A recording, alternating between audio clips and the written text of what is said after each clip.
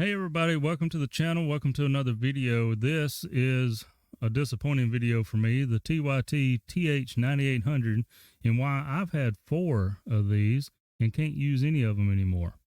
Stay tuned. The TH-9800 by TYT, quad band FM radio. You get 6, 10, 2, and 440 in this little radio here. I've got 2 of them sitting here. Here's what's left of my third one. And number 4 has already been sold. Somebody knew how to repair it. I cannot work on this type of stuff. I'm a poor country boy that just likes to play radio. I don't have fancy equipment to mess with all those little doodads in there. So this is buyer beware. Now it appears, if you look online, there is a whole lot of people that has these 9800s that have a great time with them and have been evidently giving them no problem. I am the lucky ham operator that has gone through 4 of these that all developed their own individual problems. Yay. So I'll start out with, we'll say 9800 number 1 that's no longer here because, as I said, I sold it to a fella with full disclosure of what was happening with it, and he was able to fix it. That one developed a problem where one side of the VFO, the squelch stayed open all the time. Could not squelch out the audio. Sold it, on its way, got me another one. 9800 number 2. Its problem, it developed, and I'm going to say all these problems developed about a year after purchasing them. One of them lasted about 2 years. But number 2 developed a problem of a beep, like an out-of-band beep. Kind of sounds like a busy signal on a old analog telephone, if some of you remember those. While it done the beeping, you could not have receive and you could not have transmit. And you just had to let it throw its little fit and hope it got done in a little bit. And a lot of times, as soon as you would key up the push to talk, it would start doing it again. So this become really annoying trying to carry on conversations, of course, as you could imagine. So we get rid of that one. 9800 number 3. Its problem developed, as I thought, it wasn't transmitting PL tone because I couldn't activate any of the repeaters when I would key up and give out my call sign. No repeater would give me the squelch tail, courtesy tone, whatever it may have. And then I realized that none of the local guys on Simplex could hear me either. So I said, what's going on here? I turn on another radio to the same frequency, and it ain't keying up the other radio, but it's drawing power, so it's transmitting something out, right? So I get my MFJ antenna analyzer with the frequency counter feature and key down the radio, and the analyzer tells me that I am operating on 136 megahertz when I have the VFO on the display showing 146.52. That was a big problem for me, transmitting out of band. So I got rid of that one. Well, didn't get rid of it, it's still sitting here, but I put it on the shelf with number 2. I get hold of number 4. Number 4, again, done pretty good. Had some fun with it. I enjoyed having the 10 meter and 6 meter FM capability. At the time, I didn't have an HF radio with 6 meters in it, so that was my way of playing with E-skip on 6 meter was the FM. And that's where number 4 is now, because when I started transmitting, nobody could understand me. They said something's bad wrong with your audio. And what had happened was the transmit audio become very distorted, and it was also splattering signals across a wide portion of the band. So done with that one. I'll show you here in a little bit what I done with the case of this. According to the internet, user forums and stuff, people for these radios, it's not a common problem. I don't see a lot of people fussing about them.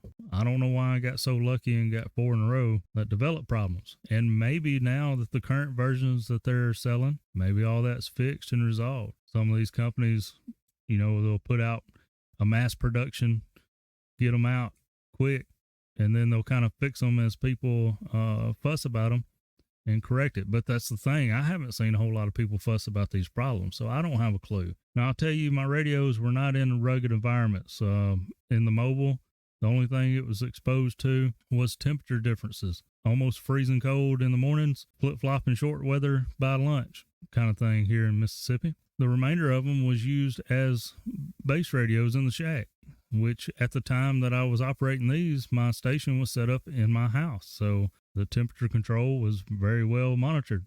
I don't know. They wasn't moved around. They were mounted. I have no clue.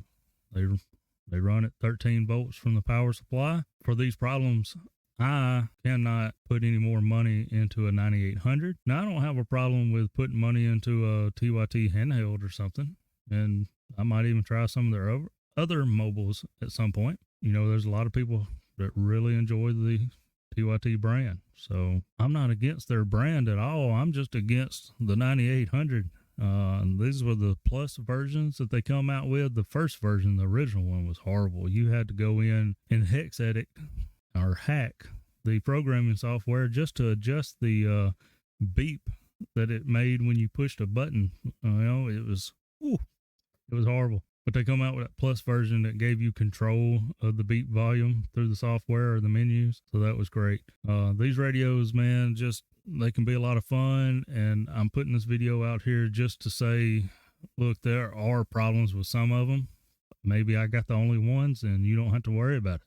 Just beware of it, especially if you buy one on the used market. Definitely check it out before you buy it, because they may be trying to throw you one of these. That's why I've held on to them. Unless somebody happens to want one for parts, I'll just let it sit here. I'm not going to try to sell it as a working radio. That goes for any radio, though, on the used market. Check it out. I put a video up of one of these 9800s that was doing, and I'll put the link in the description, the one that started doing the beeping problems. I put a video up years ago, and I just happened to look back at it one day, and it's got a little over 2,500 views on it. So people are very interested in these radios. I just want to tell you, use caution buying them. And if you can only afford to get one mobile radio for a while, you're not going to be able to build that money back up very quickly. It might be more worth your expense to keep saving your money a little bit longer and go ahead and get the Yaesu 8900. I haven't come across anyone with the Yaesu 8900 that's had problems with it. Maybe I just hadn't heard about it yet. But of course, you're buying name brand, you're buying a little bit better put together radio.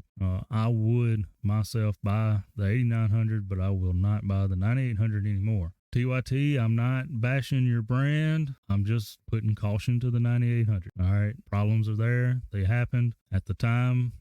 The only way you could get these worked on was shipping them back to China. I wasn't paying the money to ship them overseas and wait for them to come back. So anyway, I'm going to go grab my other radio and show you what I've done with it. Okay, well, here is the K5YVY's TH-9800 hotspot. So what I done, I took the screen, took everything out of the inside, and I bought me one of those little OLED screens and stuck it in there. I should have painted that black or something, but anyway, just something fun I done. And inside the case is a Pi Zero with the DVM, and I got a USB cable that runs out at the back. And also I left the 239 chassis connector in the radio, because then I got to thinking, if I wanted to, I could wire the antenna port from the hotspot to that connector and hook it up to a external antenna on the tower or something if I wanted to. Haven't done it yet, but this is what I've got now. I use my DMR radio to transmit to that. I usually just keep this in the house and plugged in all the time, and we'll do a test here. This is K5YVY on Parrot. You see the information coming up. I know you can't see it good on the screen. This is K5YVY on Parrot. And there I am on the Parrot. Been working great as a hotspot. I thought it was something just kind of neat, fun to do with. I made one once out of a Cobra 29 CB. And that was fun too for a little while. But that's what we done with it. I'll give you a little bit closer look of it on the other camera.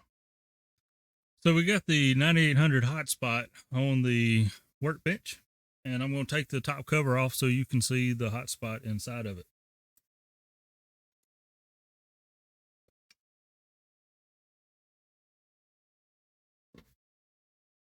And there's the hotspot with the wiring to the screen going to the faceplate. I put some double-sided tape on it.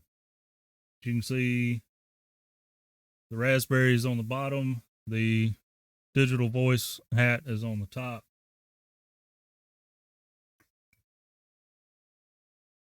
and it just so happens to just fit flush so you can put the cover back on. So bottom line, the TYT 9800 is just not a radio that I can invest in any longer. To my personal experience, I really regret that this is not a positive review on this radio, because it's a popular radio. And with it being popular and not hearing of a lot of horror stories about the radio, I don't want to just completely discourage you, and I'm not going to tell you to absolutely not buy this radio. If you find a good radio used and you're able to test it out, give it a try if it tests out good.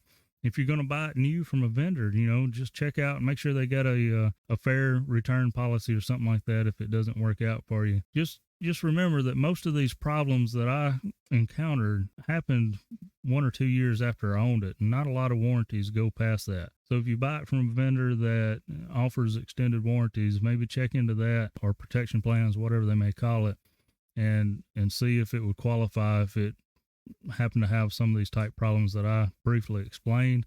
I know I didn't get into detail stuff because I don't have the ability to really go into detail with these radios, with those small SMD circuits and all that. I'm just a guy that likes to play radio, and I like to share my experiences, good or bad. I'd rather them be good, because good experiences are fun experiences. But either way, I hope you found a little bit of use out of this video. I want to hear from you. If you have experience with the 9800 or know somebody that has, good or bad, just leave me a short little comment. If you want to discuss it more, there's a link to the Discord. Also in the Discord, you will find links to other Discords. You can find all that in the description, some more information. I just enjoy hanging out with you guys and girls that come by the videos and hang out in the chats. And we hope to see you soon. 73.